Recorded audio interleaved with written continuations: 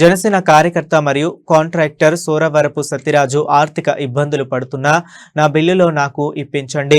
ఈ సందర్భంగా కాంట్రాక్టర్ సోరవరపు సత్యబాబు మాట్లాడుతూ 2025 డిసెంబర్ నెలలో సుమారు 19 నెలలు కావస్తున్నది.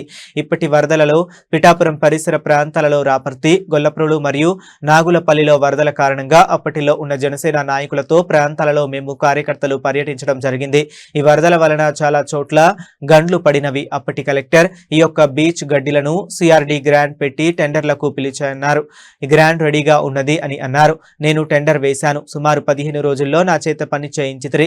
1 కోటి రూపాయలకు పైగా నాకు రావాల్సిన ఉన్నవి నేను పూర్తి చేసి సుమారు ఇప్పటికీ 20 నెలలు కావస్తున్నది. ఇప్పటికే నాకు ఏ ఒక్క పని వర్క్ కి బిల్లులు రూపాయి కూడా చెల్లించలేదు. లేదా ప్రజా సమస్యల పరిష్కార వేదిక సుమారు 5 సార్లు ఫారాలు పెట్టి అయినా ఎటువంటి ఉపయోగం లేదు. అదే సమయంలో జగ్గంపేట పరిసర ప్రాంతాల్లో కొన్ని గండికి బ్రేక్ ఆ యొక్క ప్రాంతాల్లో ఆ యొక్క కార్యకర్తలు చేసిన పనికి అక్కడి ఎమ్మెల్యే నెహ్రూ ఈ కలెక్టర్ దగ్గరకు వెళ్లిన బిల్లులు ఇప్పించారు.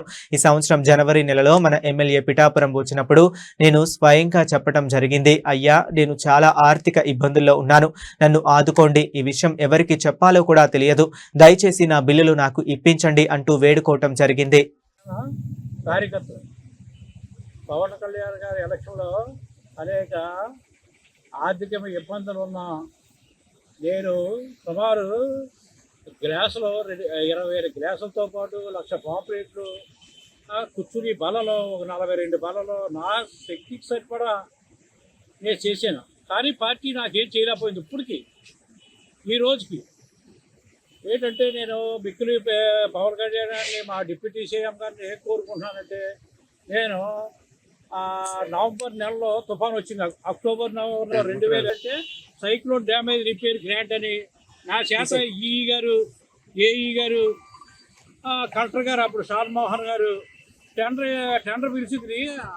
మర్రెడ్డి గారు ఎంపీగా మర్రెడ్డి గారిని చాలా ప్రాధాన్యపడ్డాడు. టెండర్ పిలకుండా చూడండి అంటే నా చేతిలో లేదు, టెండర్ పిలిచేస్తున్నారంటే మేము 25% లెస్ చేసి రాపత్తి ఈ పిడుందోటి రెగ్యులేటర్ దగ్గర పరిసర ప్రాంతాల్లో సుమారు 1 కోటి పైన నేను బ్రీచ్ ఈ గండ్లు కప్పెట్టడం జరిగింది. ఈవేళ మన పైమ్యాన్ కంపెనీ వాళ్ళు వచ్చిన కేసులో కూడా గండి నేనే కప్పెట్టాను.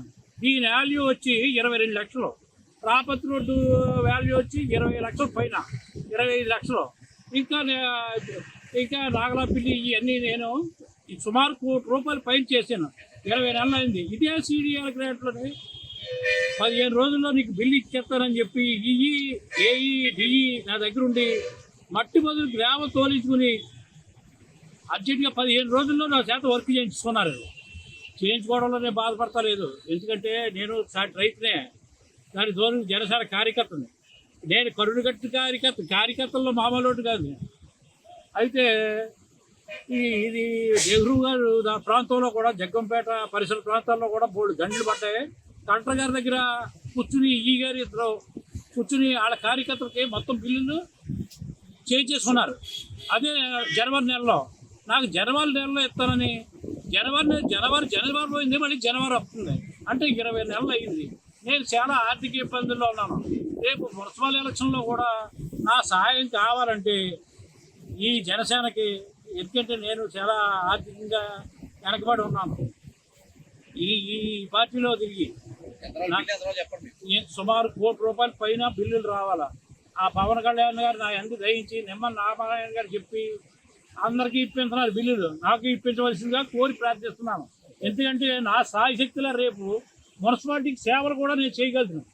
5 వార్డులు గెలిపించి తీసుకురాగలను కూడా నేను మిక్కులు ప్రార్థిస్తున్నాను. నా అందుకు దయించి నాకు బిల్లు వచ్చి ఏర్పాటు చేయవలసిందిగా పవన్ కళ్యాణ్ గారిని కోరి ప్రార్థిస్తున్నాను.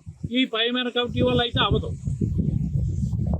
జనసేన రావాల్సిన బిల్లుల మీద పిమ్మట మర్రెడ్డి గారికి చెప్పాను. మర్రెడ్డి గారిని ఆయన 70% అవగాహన చేసుకున్నాడు పాపం. ఏది ఇక్కడ ఎవరికి ఏం చేయాలో అని. అంటే ధనవంతులే అయ్యారు, కానీ ఈ చిన్నకాటలాగే ఎడుతున్నాను నేను.